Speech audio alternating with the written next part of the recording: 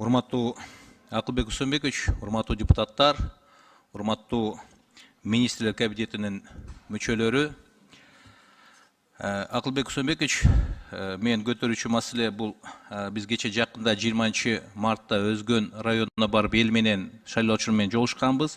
Ошол жерде Өзгөн районунун Жалпакташ айыл өкмөтүнүн Карла Маркс айылынын тургундары көйгөй көтөрүп чыгышкан 24 үй бүлө.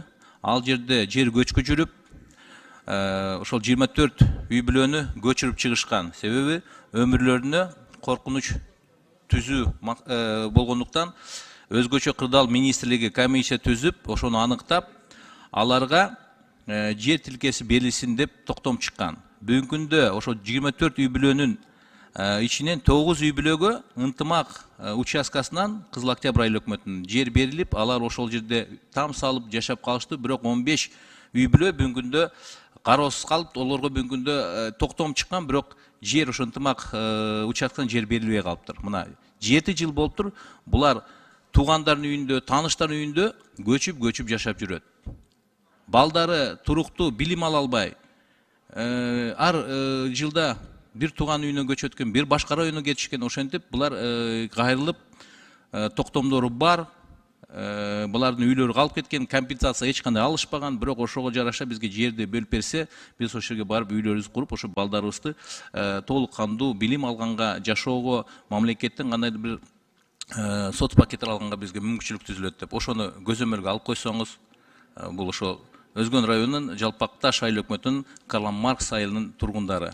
Бүгүнкү күндө булардын үйү дагы жок, жери дагы жок. 7 жылдан бери булар талаалап ар кимдердин үйүндө жашап жүрүшөт. Анан экинчи маселе көтөрүүчү бул Кара Суу районунда мүмкүнчүлүктөрү чектелген оорукчан балдардын жана оорукчан жарандардын реабилитационный борбору жок да. Себеби жыл сайын алар ушундай процедураларга, физиолеченияларга муктаж болуп атат.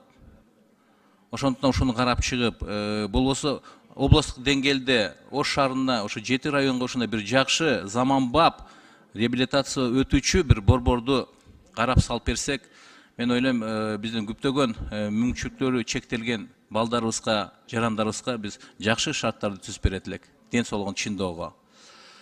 Рахмат. Анан акыркы маселебиз бул Бишкек шаары боюнча биз АБРден электроавтобустарды алганбыз. 2 жыл болду, ушул проект ишке ашпай атат да. Себеби убакыт бүтүп калды окшойт да. Ошо боюнча айтып койсоңуздар.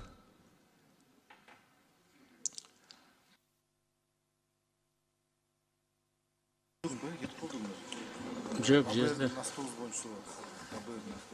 Мага келип калды эле, кайсы боюнча?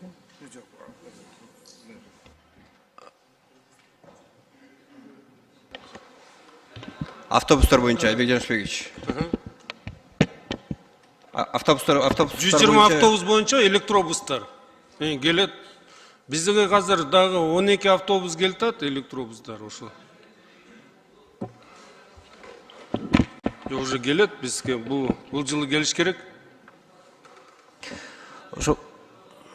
Ошону тактап беребиз маалымат. Данияр Эрмекевич көрүп койсоңуздар макулбу?